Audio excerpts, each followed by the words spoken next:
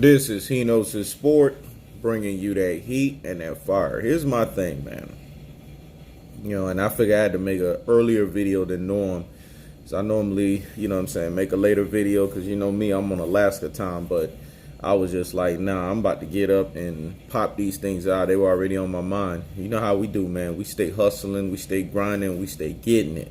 That's right. I'm going to say that again. We stay hustling, we stay grinding, and we stay getting it. Here's the thing. First and foremost, I know cats want to sit here and say that I'm, adding injury to insult. That's the dude that I am, man. I can't help it. I keep the foot on the what? On the necks. I keeps the foot on the what? On the necks. It's just that mentality in me, man. I have to keep the gas on the pedal. You know what I'm saying? I got to go, 100, 0 to 100 real quick. I can't help that. Manny Pacquiao, you getting ethered in murk continuously, man. That's the thing. I have to apply the unlimited pressure. See, I'm not selective with the unlimited pressure, man. You get it, especially when you do stuff and then you contradict yourself. I know I got some of my super real G's, my real G's and my ultimate real G's out here in these boxing streets trying to tell me, hey, kind of in a nice way, let up. But I'm not letting up, man. Because why did you get into the ring with Errol the True Spence? What was that all about? Was that for show? You know what I'm saying? You're the guy that never backs away from a challenge. You shook the man's hand and you say, yeah, we can make the fight happen. You didn't say, I think. You didn't say it's a possibility. I say, yeah, we can make the fight happen. I fought here in AT&T Stadium before, you know what I'm saying? And I feel that I can fight there again. You're the one that said that. So if you're the one that said that, then just man up, man. You know what I'm saying? Grab a pair. You know what I'm saying? Get your cojones together, dog, and let's fight. Errol the True Spence needs to go ahead and retire your ass. Put your ass in an early retirement home. I already told you. Get your affairs in order. Get your birth certificate in order. Get your social security card in order. You know what I'm saying? Make sure you head over to, the AARP folks and get your AARP card at 40 years old, because that's what's about to happen if y'all both fight. Errol the True Spence gonna put your ass in a retirement home, man. That's just the truth of the fact of the matter. And we can't run away from that narrative. We have to see it for what it truly is. The man sat there and called out Errol the True Spence. Me, my ethers and mercs, they're not selective. When you do some dumb shit, you get called out for it. I'm going to say that again. My ethers and my mercs are not selective. You do some dumb shit, you get called out for it. If you call out a man, then grab a pair and fight the man. You can't be calling out the man and then all of a sudden play this, stick and move or this, bait and switch type of ordeal. And then, in the last second realize, oh, shoot, I'm going up against a killer whale here, man. I'm a shark, all right. I've proven myself as a legendary shark, but I'm going after a killer whale. These are the animals that eat me. They hunt me down and they eat me. That's what Errol the True Spence is. He is a killer whale at the highest order. And I get it, Manny Pacquiao. You don't want the killer whale, because what people don't understand about the killer whale animals, y'all need to go do research on them. Killer whales are strategic. They are tactical, man. They know how to have that technical, blow placement on animals. And they're relentless, man. If I was an animal, I'd be a damn killer whale. That's what I would be. They're relentless because they use unlimited pressure. They keep the gas on the pedal. They're very strategic. They're highly intelligent, man. Y'all need to go do your research on these killer whales. And they hunt their prey down and they stalk them until they get what they're supposed to get from them. Hence, which is the kill. Go look at when they effectively hunt a seal or when they hunt another shark. The blows that they throw at them, man, and the speed in which they throw the blows. I mean, it's just impressive.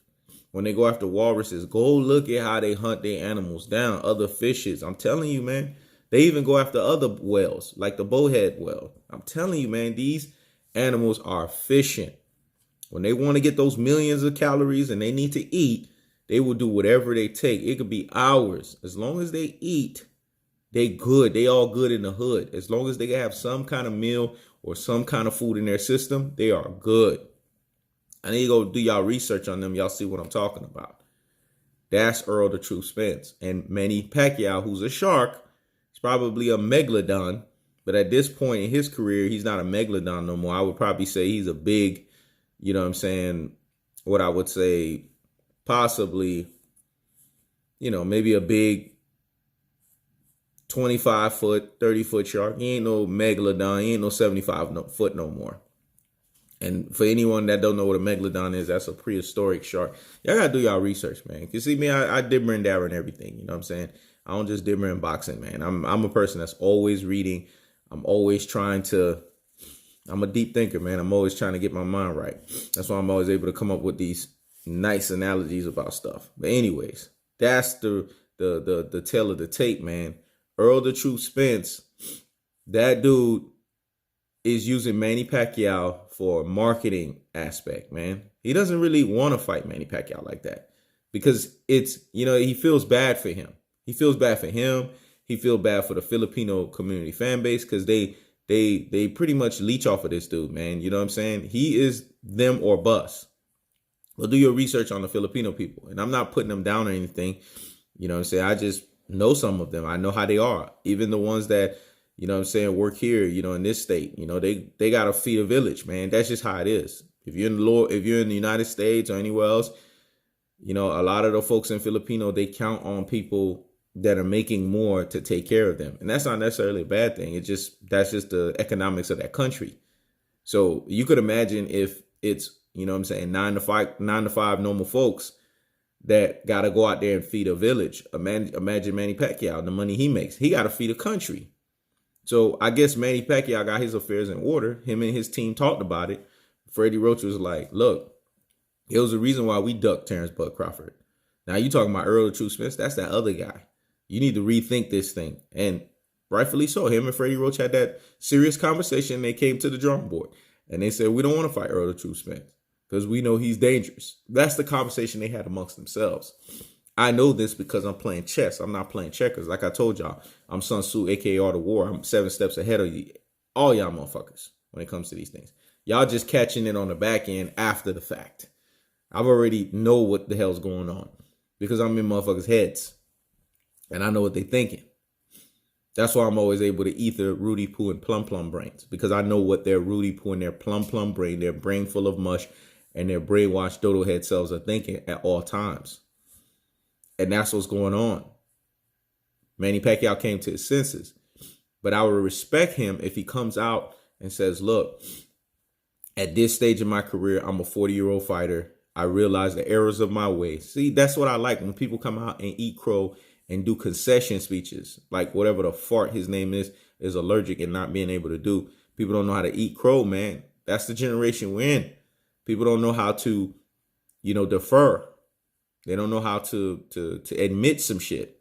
That's what I want Manny Pacquiao to do. Come out and admit, look, I can't go up against that young lion. He done got his first pride. He's looking to get another pride. And if he beats me, not only does he put me in retirement, it really propels him into boxing superstardom. So I'm not going to lie. I'm being a hater. I'm negating that. I'm stopping that in his tracks because I don't want him to be the guy that really puts me into retirement. That's really what Manny Pacquiao is saying through his body language. He made that very clear on Twitter when he picked Floyd Mayweather. Come on, another retired guy that's 2 years older than him. If he's 40, Mayweather's 42. Keith Thurman, Sean Porter, and Danny Garcia, these guys have deficiencies, man. He can exploit these guys' deficiencies. He knows he can possibly and realistically beat them. That's why he chose those opponents. But notice Errol the Truth Spence was nowhere to be found because there was some critical thinking that was done. There was some real talking that happened. And they realized, shit, what happened in that Juan Manuel Marquez fight, that could be 100 times worse. And they don't want those problems. So hats off to you, Manny Pacquiao. But at the same time, come out and concede, man. Tell the world that you don't want no parts of Errol the Truth Spence, and I'll have all the respect for you. Because that's what's going on right now. You're ducking him. And I'm not going to let off because it's the truth. I'm telling you guys the truth. Manny Pacquiao, for the first time in his career, has found a fighter that he's not willing to take. He's not willing to take that risk.